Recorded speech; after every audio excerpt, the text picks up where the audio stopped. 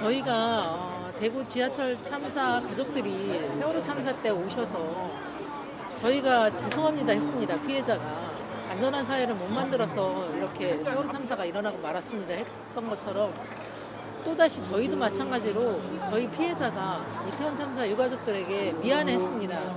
정말 저희가 9년 이상 싸웠는데 좀 더 열심히 싸웠으면 이태원 참사가 일어나지 않았지 않을까 이런 죄책감도 들고 굉장히 힘들었습니다. 그렇지만 어쨌든 이태원 참사 유가족들도 저희가 끝까지 연대하면서 같이 하겠습니다. 힘내시길 바랍니다. 이태원 참사도 마찬가지고 저희 세월호 참사도 마찬가지고 그 사건의 그 참사들의 진상이 규명되고 그리고 책임자가 처벌돼야지만이 저희가 온전히 치유할 수 있다고 생각을 하거든요. 지금 치유와 회복을 얘기하는 사람들이 있는데 그것이 해결되지 않는 한 저희는 치유와 회복을 할 수가 없습니다. 저는 그런 생각을 되게 많이 해요. 저도 태민이 밑으로 여동생 둘이 있거든요. 그 아이들이 정말 10년, 20년 이렇게 시간이 지나면서 계속적으로 같은 참사들이 계속 일어나는데 정말 그러니까 자라난 청소년 아이들이 안전한 사회에서 살아가기를 바라요. 그래서 저도 이렇게 아직까지도 움직이고 있는 것 같고 많은 사람들이 그런 생각을 하고 있지 않을까 싶어요. 자녀들을 위해서 안전한 세상을 살아가기 위해서 이렇게 움직이고 있는 것 같습니다. 사참위 같은 경우도 지금 제대로 조사가 완벽하게 되지 않았고 수사권과 기소권들이 사실은 없었기 때문에 이런 지금까지 밝혀진 것들이 없었다고 저는 생각을 하고 있습니다.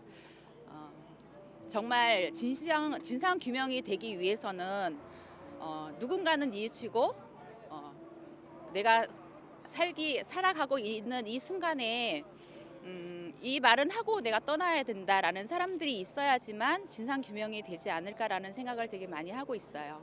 네. 우리 아이의 명예와 억울함 풀기 위해서 힘들어도 그 자식 우리가 죽을 때까지 내가 죽을 때까지 품어야 할 자식이잖아요. 그 자식을 위해서 생각하면 힘들 것도 없어요. 자식을 위해서 이렇게 싸워 나가고 계속 헤쳐나가고 있어요. 그 힘을 얻어서 자식을 위해서. 국민 여러분, 시민 여러분, 우리 아이들이 돌아오지 못하고 있는 거 알아요. 우리가 다시 살아날 수 있는 것도 아니고 우리 먼저 간 12.29 참사 통해 아이를 이런 자식을 위해서 싸우는 것이 아니라 우리 그 시대, 우리 남아있는 시대, 남아있는 아이들 위해서 우리가 다시는 이런 참사가 일어나지 않게끔 우리가 지금 앞장서고 매일같이 싸워나가고 있습니다. 국민 여러분 함께 동참해 주십시오. 아이들 기억하겠다, 기억해주겠다. 지금 현재 어른들이 아이들을 지키지 못했다, 미안하다. 남은 아이들 지킬 수 있게끔 저희가 힘쓰는 거 끝까지 도와주겠다, 손잡아주겠다. 그런 말들 참 위로돼요. 세월호 때 아이가 참 어렸어요. 그때는 텔레비로다가 TV에 나오는 걸 보면서 좀 많이 울었어요. 저 엄마들은 어떻게 사시지 이제 과연 살아내실 수 있을까? 그런 생각 되게 많이 했었거든요. 근데 제가 이 참사를 겪으면서 그때 내가 했던 말들이나 그런 것들은 하나도 위로가 되지 않는 그냥 내 혼자만의 푸념이었구나라는 생각 되게 많이 했고 죄송하다는 생각 되게 많이 들었어요. 제가 직접 찾아가서 만나 뵙거나 그랬던 적은 없는데 그분들이 오셨을 때 사과를 하시더라고요. 저희 유가족들한테. 그거 마음 아팠어요. 그래서 제가 그랬어요. 사과를 듣는 것도 저희가 마지막이고 저희는 절대 사과하지 않을 거라고, 앞으로 저희가 그런 일이 없게끔 할 거라고 그렇게 말씀드렸어요. 저희 아이들 그렇게 보내면서 하나도 지금 밝혀진 게 없잖아요. 그러니까 저희가 알고 싶었던 것들이 좀 밝혀질 수 있게끔 빠른 시일 안에 특별법도 조사기구도 만들어졌으면 좋겠고요. 그런 것들이 전부 밝혀져야 세월호나 저희 아이들 같은 이런 참사가 또 일어나지 않고 저는 아이가 지금 고등학교 2학년, 동규는 고등학교 2학년이었고요. 또 동생이 지금 고등학교 올해 1학년이거든요. 그 아이를 이 나라에서 좀 안전하게 키우고 싶어요. 그리고 앞으로 태어날 아이들도 이 나라에서 좀 안전하게 컸으면 좋겠고요.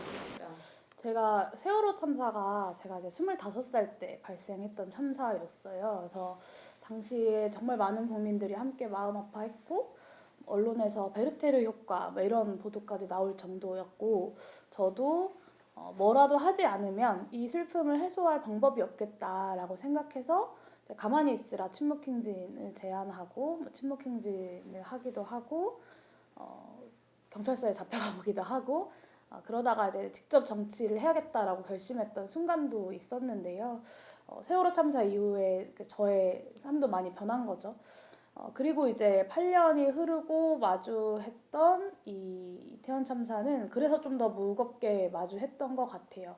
좀 8년 전에 세월호 참사에 많은 국민들이 마음 아파했고 어떤 국가적인 이슈였음에도 불구하고 이 재난안전 시스템이 제대로 마련되지 않아서 이렇게 또 결국은 159명이 사망하는 참사가 발생했구나라는 생각이 들어서 좀 자책감도 많이 들고 부끄럽기도 하고 그래서 좀 많이 힘들기도 했던 것 같아요. 그런데 정부의 대응이라는 게 8년 전, 그러니까 지금은 9년 전이죠. 9년 전과 단 하나도 달라지지가 않았다. 유가족들을 냉대하고 모욕하고 어떻게든 시민들로부터 고립시키고 어떤 정치화하려고 하는 정부의 대응이라는 것이 하나도 달라지지 않았다라는 게 더 서글프고 처참한 광경이었고 지금 이 순간까지도 이태원 참사 유가족들에게 단 한 번도 제대로 된 사과를 하지 않았고 면담조차 받아들여지지 않고 있는 것 역시 좀 그런 모습들을 잘 보여주고 있다고 생각합니다. 저는 이것을 제2의 세월호 참사로 만들고 있는 건 바로 윤석열 정부와 국민의힘이라고 생각하고요. 이 세월호 참사와 제2의 세월호 참사라는 프레임을 이제 정부 여당이 더 씌우면서 유가족들이 굉장히 고립되고 어떤 고립감을 느끼고 있는 그리고 굉장히 위축되고 있는 것이 좀 현실인 것 같습니다. 이 세월호 참사 이후에 아까 이야기했던 것처럼 굉장히 집요하게 조직적으로 진상규명을 방해했고 심지어는 특조위를 해산을 시켰죠.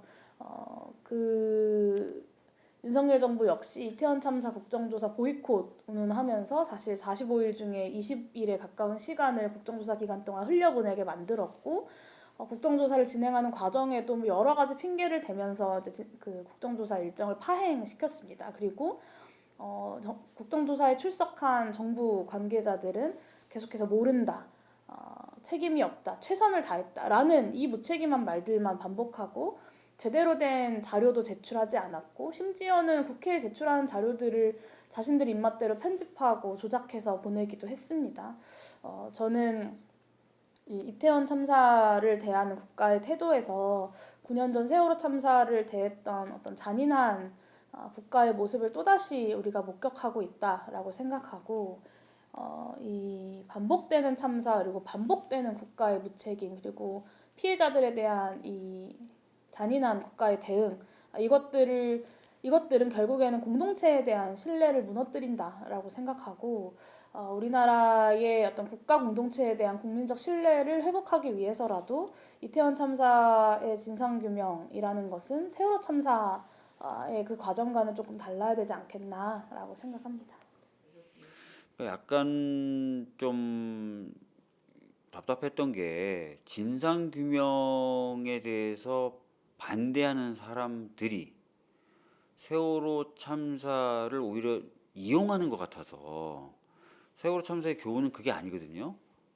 진상규명을 해야 되고 진상규명이 진행될 때 뭐 정부라든지 또는 책임 있는 세력들의 방해는 좀 제지하고 해야 된다는 게 세월호의 교훈인데 진상규명을 막으려는 사람들이 오히려 세월호를 들먹거리면서 진상규명 해봤자 소용없다 라는 이야기를 하는 것 자체가 굉장히 저는 좀 답답했어요. 예. 그러니까 지금 사실은 이제 가장 크게 진상규명이 안 됐다라고 말할 수 있는 부분은 이제 침몰 원인이거든요.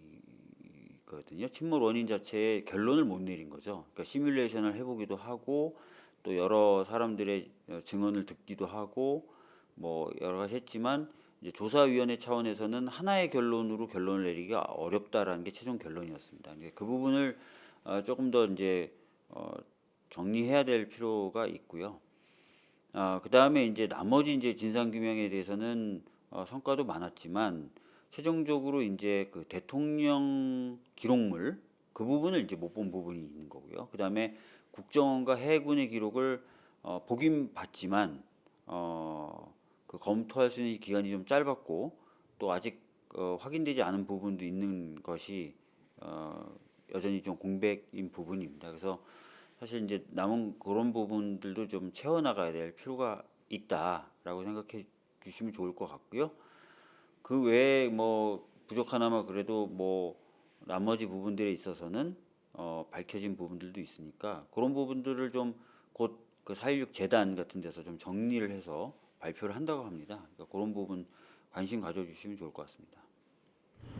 밝혀지지 않은 부분들은 사실 밝혀진 부분도 있지만 제일 중요한 왜 단 한 명도 구조하지 않았을까? 많은 우리 아이들을 포함한 304명의 국민들이 배 안에 갇혀 있는데 왜 구하지 않았을까? 한 명도. 그리고 그 큰 세월호가 왜 갑자기 침몰했을까라는 부분이 사실은 제일 핵심이거든요. 진상규명의 핵심인데 그 부분이 아직 명확하게 밝혀지지 않았고 그런 부분을 밝히기 위한 여러 가지 독립적인 조사 기구들이 있었잖아요. 특조위, 선조위, 얼마 전 종료된 사참위까지. 근데 사참위가 3년 6개월을 조사했음에도 명확하게 결론을 내지 못하고 선조위처럼 두 가지 결론을 가지고 끝나고 마는 그런 안타까운 일이 있었죠.